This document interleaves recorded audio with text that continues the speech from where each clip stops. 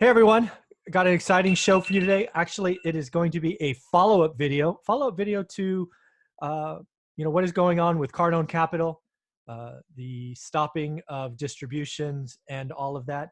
And we have brought back Kyle Stanley, who, if you remember from that previous video, is a non-accredited investor in one of Grant's funds. And we did a lot of things in that video, which we will talk about. But Kyle, why don't you first and foremost introduce the audience to who is Kyle Stanley, what you do in this crazy world of real estate, so everybody knows who you are. Yeah, well, thanks for having me back on, Michael. That video got a few views, so I was excited to see that people cared about hearing what was going on. But yeah, no, Fearless Flipping is the name of our channel. We're actually rebranding here soon. You're the first to know, so to keep that under the wraps.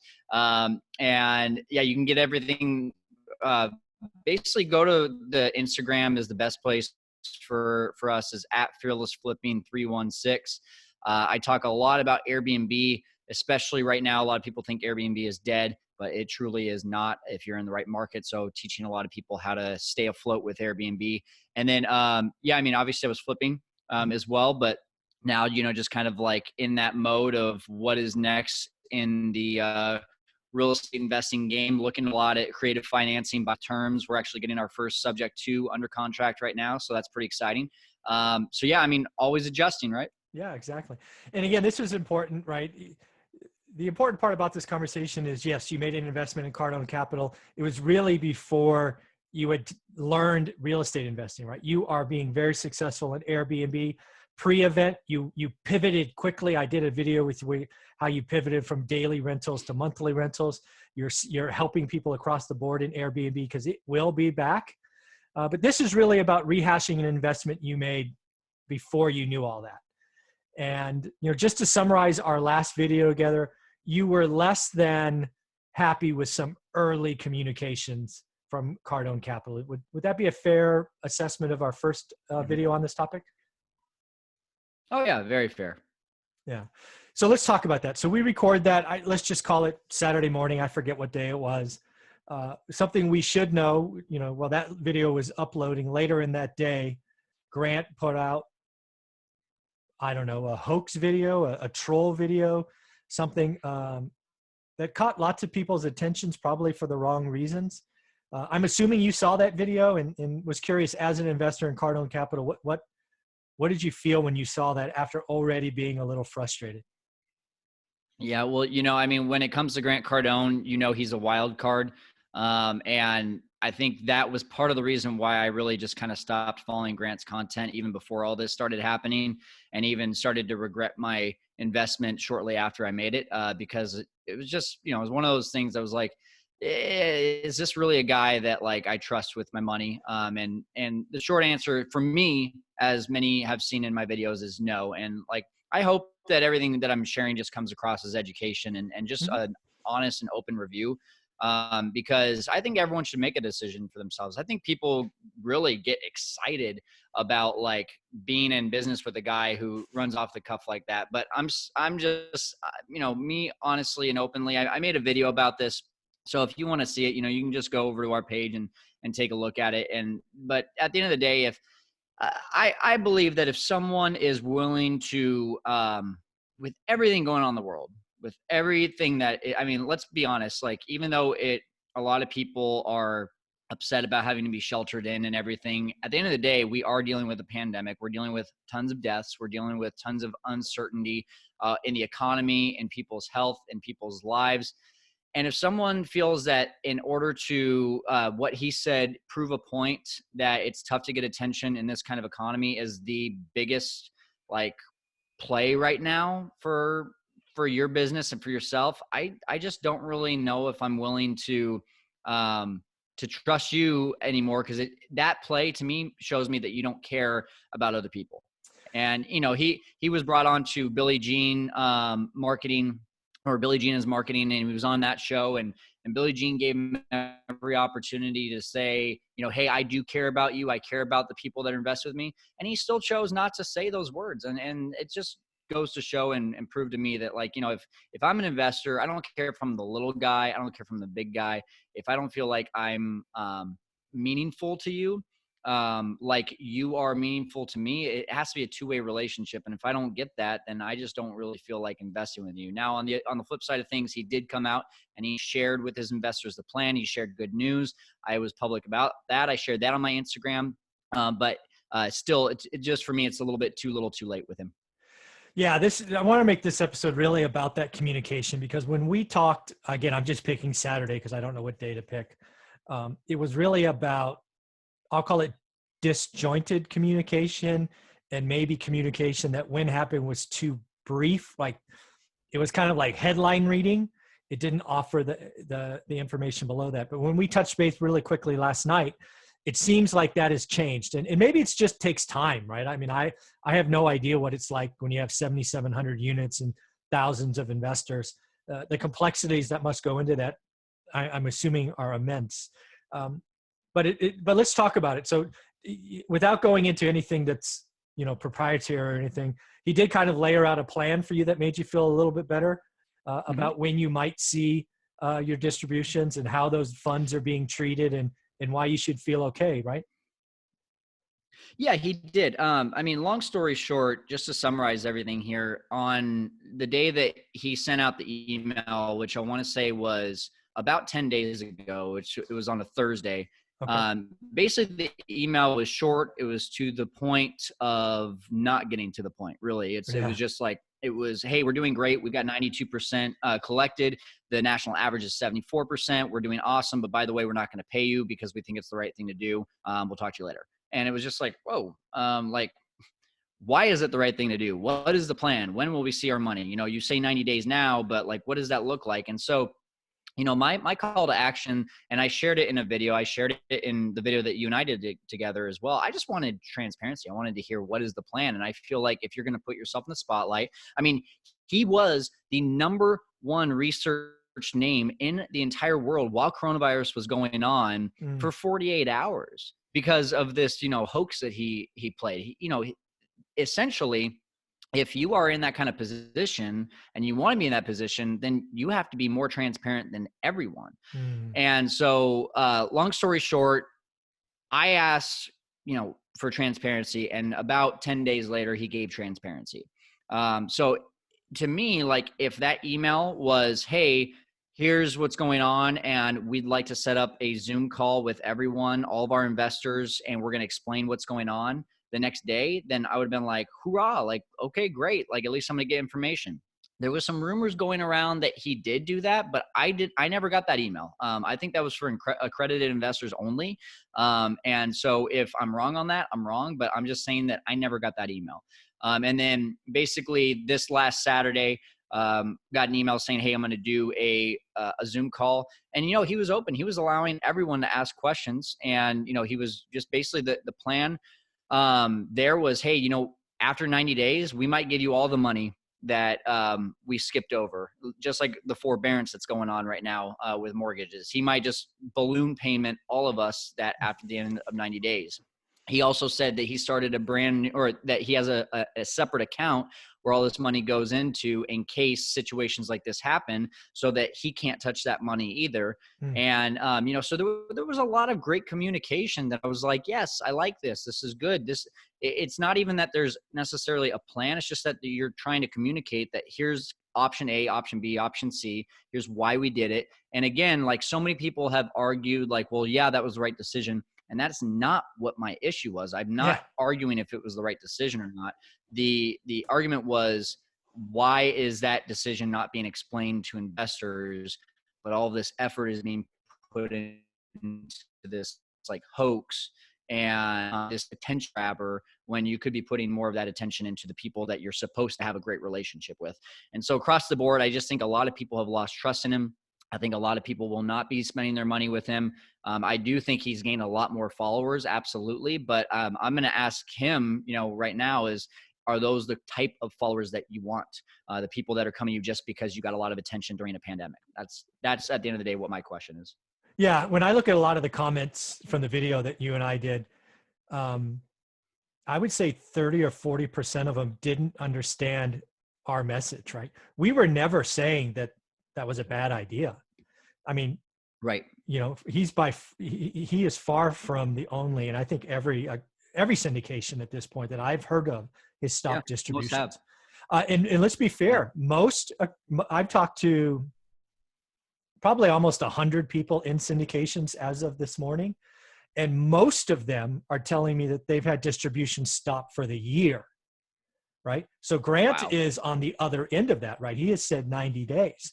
So let's be clear, of all this stuff going on right now, you know, Grant's on, you know, one side of that. But it was the communication. It was the harsh tone, the things are great, but you don't get any of it. It was, and again, it only had to be one more line, like, I will give you more data in the next 7 days. We'll tell you the plan. We'll tell you this. We'll tell you that. Mm-hmm.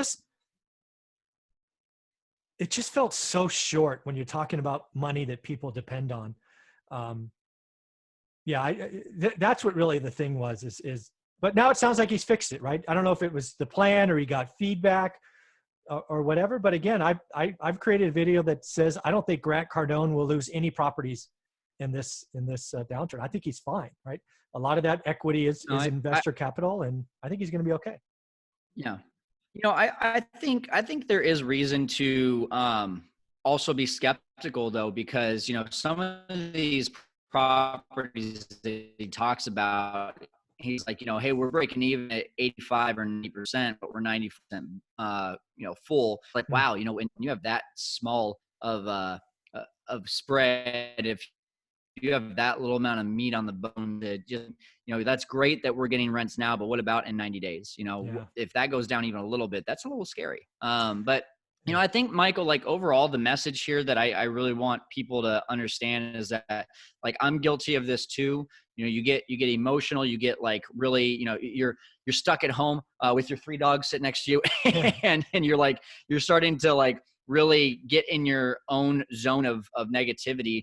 And then you see something like this, and then, you know, it's like that lash out response of, like, I'm pissed off. But what my message today, like, what I just really want people to understand is, like, I think more than ever, now is the time to just be like, hey, what's like the positives that we can find right now? What are the ways that we can just, like, start to add more value to people? What are the ways that we can start going out and connect with people better? I mean, there's people that I haven't talked to in years, and now we're having the opportunity to be able to connect and reconnect over the phone. And you know, I created outside of that, I created a course to help people with Airbnb. I had a guy call me the other day. He's like, why did you do that for free? And I'm just like, you know, I just think that right now, more than ever, people need some hope and need some, you know, positivity in their life. And I hope that a guy like Grant coming out and doing something like that was strictly just a publicity stunt, because honestly, it comes across as super negative when a guy like that in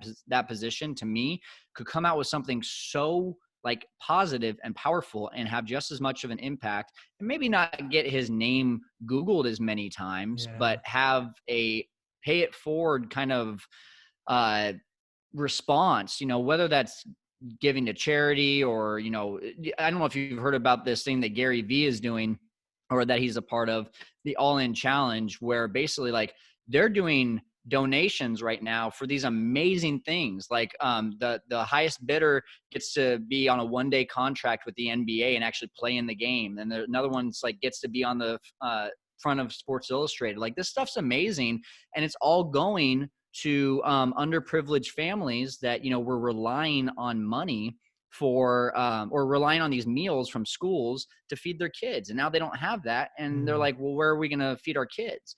And so, like, it's stuff like that I'm like, look, Gary Vee, who is very much on the same plane as Grant Cardone, is choosing to use this as a way to be able to spread positivity. Is he being Googled as much right now? Absolutely not.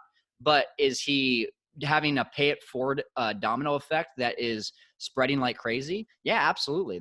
They raised over $10 million on this in 1 week. And so, like, that's the kind of stuff right now that I would much rather see people like a Grant Cardone doing and talking about, rather than how can I get attention right now. Well, there's one thing I have to ask, and I wish we could end on that positive note. So I'll try to find a way to go back to Gary Vee's All-In Challenge to wrap it up. But lots of people have asked, do you know anything about the management fee right? So Grant gets paid to find the deal. He gets paid on the exit, but there is this ongoing management fee, I assume. Again, I am not a Cardone Capital investor. I just know other Yep. syndications. I assume there's a 1% fee he's paying. Did he talk about it on the call? Did anybody ask him? Maybe he pays it to a third party. I don't know, but I got to ask because Right. lots of Yeah. people are asking. It, it wasn't, I mean, it was a long call. So to say I was zoned in and listening to it intently for the entire hour and a half, I'd be lying. But for the an hour and a half that I was on it listening, I didn't hear anything mentioned about it. Hmm. However, first of all, this contract, if you just Google Cardone Capital contract, you can find it. You don't have to Okay. be a Cardone Capital investor to get it. It's out there. It's public knowledge. But the next thing that I would say is, Grant specifically said, if my investors aren't getting paid during this time, then I'm not getting paid during this time. Essentially, Awesome. he's not paying himself dividends. And he also said that he uses a third-party company as a management company, which I'm assuming that 1% would be going to them in theory. Mhm. There's going to be a lot of people that probably comment on this, saying no, absolutely not. He's probably pocketing that. I don't know. I'm not saying either way. Yeah. But what I do know is that what he said is that he doesn't take money if his investors don't get money. Yeah. So I think there's two things that are good there. First and foremost, that 1%, he's probably, this third party firm, let's just assume it's third party. They're probably working harder now than they've ever worked before. So they probably deserve that, Yeah. right? Checking on rents, 3-day notices, all of that. So frankly, that 1% covers overhead of people that are just busting their butt today. So it makes sense that that's still being paid. I really do love that concept of, hey, my my investors aren't getting paid. I'm not getting paid. I assume, just knowing the vocabulary of the business, that is, hey, I'm an investor. I'm the biggest investor in Cardone Capital, and I'm not being treated any differently, which he can't, right? That's a big no-no. But yeah, I think the fact is that Grant is in pain, just like his investors are, and probably rightly so. I mean, this is hard on everyone. Everybody's got to sacrifice. And again, I like the fact that you feel better. That's really the net of this show. You feel better with the communication as of today versus 10 days ago. Is that fair? Yeah, it's fair. It's still at the place where I can feel better, but it doesn't make me want to give him No. any more money. Well, Yeah. those are separate discussions. Yeah. You were in a pretty bad spot 10 days ago. You feel better today. But since then, you have found a way to get deep in Airbnb. And actually, I've seen you, you're taking advantage of this market, Airbnb. You just did something, I think, in the last 2 or 3 weeks where you added another Airbnb to your portfolio. You want to talk Yeah. about that and then the free course that you've created?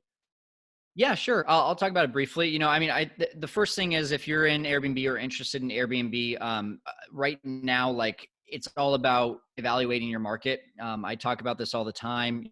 There's no cookie cutter way to do anything in real estate. I can't give you advice on California that would be relatable to Tennessee. Like, it's just, you have to evaluate your market. And in our market in Fresno, California, people still are using Airbnb. And on the short-term rental side, which I'm really telling people, like, hey, you don't own an Airbnb business, you own a short-term rentals business, which in itself, outside of Airbnb, is incredibly profitable. And right now, we're serving about 70% of our Airbnb listings. We're serving as short-term rentals for local people that are in tough situations, or transitional situations, versus about 30 to 35% of our Airbnbs have stayed on Airbnb and have really thrived. We're at 100% occupancy here within, 22 days Awesome. into this month of April. And that's something that I'm really encouraging people right now with this free course that you can actually find in bio. The link is in the bio on my Fearless Flipping 316 Instagram page. Just take the free course. Take 30 minutes. If you've been interested in starting an Airbnb, or if you have an Airbnb and you're drowning, you might as well take a free course and see if you can stay above water, because the idea right now is you make a little bit of money to make a lot of bit of money on the other side of this. And I think there is opportunities right now that were not there in the past, like desperate landlords that have no way of renting out their place right now and don't know how they're going to get it rented out Yeah. until all this is over. So I think there's a lot of reasons to get started in it right now.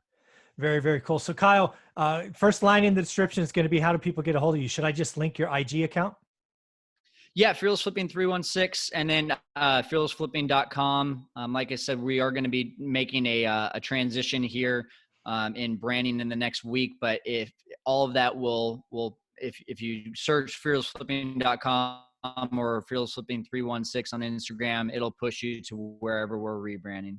Very cool, man. Well, thank you for your time. I feel a lot better for you. I was a little concerned 10 days ago after that call. I could sense frustration, disappointment, all of that. Again, you're feeling better today about what happened in the past, but you're ready to invest in the future, invest in yourself. So have a wonderful day, Kyle. All right. Thank you, Michael. All righty. Take care.